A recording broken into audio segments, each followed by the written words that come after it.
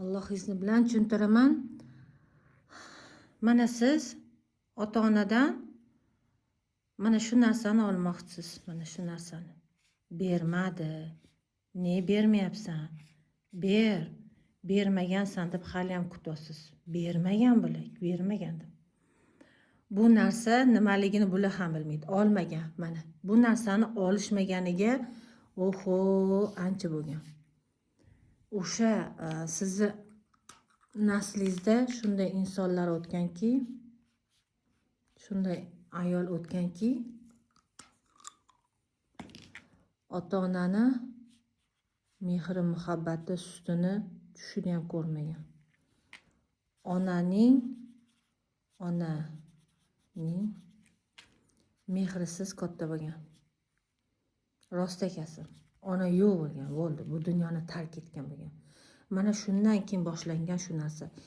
Mana shu ayol aytgan. Ko'p afsuslanib, nadomat chekib, onam bo'lgani dedi deb taqdirning mana shu yo'liga bu norozi bo'lgan, bu dunyodan norozi bo'lib o'tgan. Norozi bo'lingan mana shunday oyat bor. Luboy norozi bo'lingan vaziyat qayta hayotga kelaveradi. Qoningizda. Mana nima bo'lyapti? Mana kelyapti. Mana keldi. Mana siz so'rayotgan narsani bular olmagan. Mana bu yerda to'xtagan u. Tushunyapsizmi? To'xtagan, batamom to'xtagan o'sha yerda. Birovlarning qo'lida, kimlarnidir qo'lida qolib ketgan shularda. Endi o'zingizni bolangga mana siz qanaqa qarayapsiz? Birovning bolasiga kim qanaqa qaraydi? 1-2 kun ana unikida yashagan, 1-2 kun tog'asinikida, 1-2 kun ana xolasinikida, 1-2 kun xor bo'lgan. Mana siygan ishtoni almashtirilmay xor bo'lib ketgan. Qonnoch bo'lib xor bo'lgan. Rosa armoni, afsusi bo'lgan, nadomat chekkan. Mana shu yerda, mana bundan oldin mana shu siz aytayotgan narsalar bo'lgan. Mehr, muhabbat, hamma narsa bo'lgan, shu go'zal insonga yoqadigan tuyg'u bo'lgan, xilma-xili bo'lgan. Mana shu yerda u olinmagan, ona bo'lmaganda ona beradi, mehr, muhabbat ola olmagan. Mana shundan keyin sizlarda bu narsa yo'q.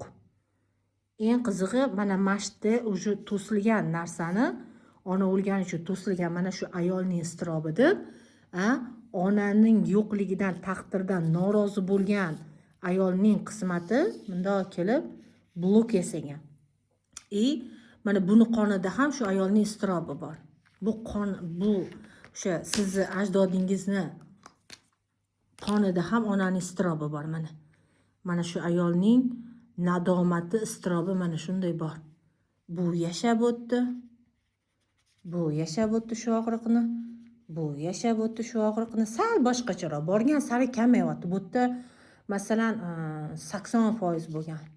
Mana ayolda 100% bo'lgan. Nadomat chekib o'tib ketdi, bor. Bu yerda 60% bo'lgan. Endi sizga kelib, masalan, siz onangizda bu masalan 50% bo'lgan. Siz xuddi onangizdek ahvoldasiz. Tushunyapsizmi? Rozi bo'lmayapsiz, tozalamayapsiz-da. Eng qizig'i siz hali ham mana shu narsalarni so'rayapsiz. Endi bu narsalarni nima qilasiz bilasizmi? Mehr, muhabbat, eshitilish, qabul qilish, hurmat qilish, nima sochlaringizni silash, tarash, erkalash, siypalash, mana shu siz istayotgan mana shu narsa bor-ku, onangiz tanimaydi buni nimalik, nima o'zi bu, bilmaydi. U bilmagan. Uni onasi ham bilmagan, onasini onasi ham bilmagan. Shuning uchun so'ramang. Ana shu narsani nima mana shu zo'r tuyg'u, mehr, muhabbat yangilaveradi, ichingizni gullatib yashnataveradi. Rassa hayollaringizni go'zal qiladi, atrofingizni gullan, chamanzor qiladi. Ana endi shuni o'zingizga berasiz. Mehr bergisi kelyapti, mehr bering. Parvarish qilgisi kelyapti, parvarish qiling. Sevgisi kelyapti, o'zingiz seving. Hurmat qilgisi kelyapti, o'zingiz hurmat qiling. Eshitgisi kelyapti, o'zingiz eshiting-da. Avvalambor mana shu jannat oyini siz davolaysiz. Qanday sevib, yaxshi ko'rib, parvarish qilib, mana shu ota-onasidan ola olmagan hamma narsani siz berasiz, birov bermaydi, siz berasiz-da. To'lasiz, to'yinasiz, shunaqa mazza qilasiz shu muhabbatga-da. Keyin siz mana shuni o'zingizni farzandlaringizga keyin o'tkazasiz. Avvalambor birinchi o'zingiz, shuncha siz ham bera olmayapsiz. Sizda yo'q bu narsa. Lekin berishni biladi hamma.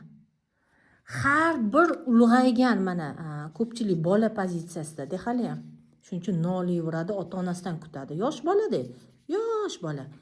Ulg'aygan inson nima qiladi? Men o'zimga shuni beraman. Men Alloh bilan birga o'zim nima istasam o'zimga shuni beraman deydi. Nima istayman? Yaxshi kiyimmi, parvarishmi, o'zimni his qilishmi, nima ota-onamdan xohladim, hammasini o'zimga beraman deydi. Ehtiyojlarimni o'zim qondiraman, nima orzularim bor edi. Mana shu malham bo'ladi, mana shu. Ko'pchilik shu xatoni qiladi. Haligacha ota-onasidan so'raydi, haligacha. Ulg'ayganmisan, qo'l oyog'ing chaqqonmi, kattamisan, uje gapirishni, hojatga borishni, yeyishni, ichishni eplolsan bo'ldi. Sen hech kimdan hech narsa so'raymisan, hech kimdan. Faqat Alloh bilan birgalikda hamma orzuyingga o'zing erishasan. Erishasan, mana malham bo'lasan, o'zingga ozuqa bo'lasan, rohat berasan.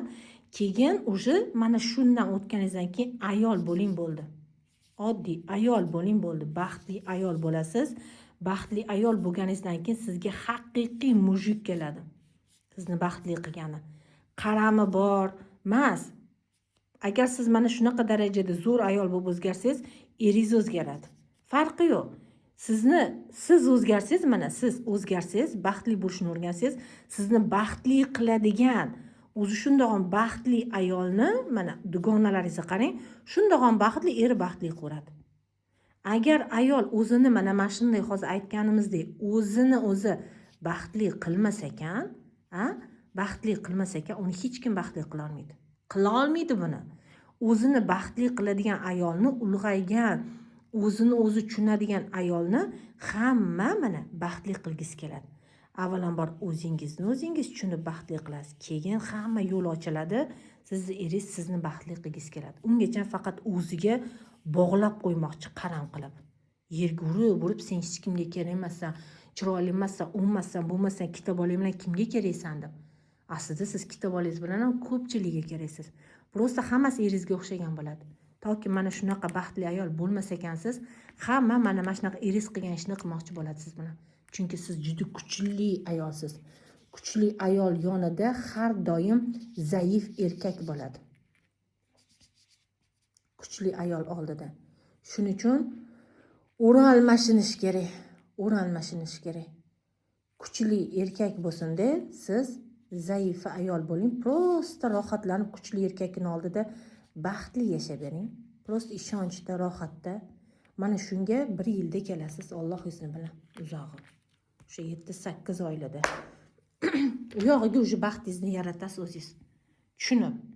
Hali qilayotgan ishingiz hammasi xatoligini tushunib, baxtingizni o'zingiz yaratasiz.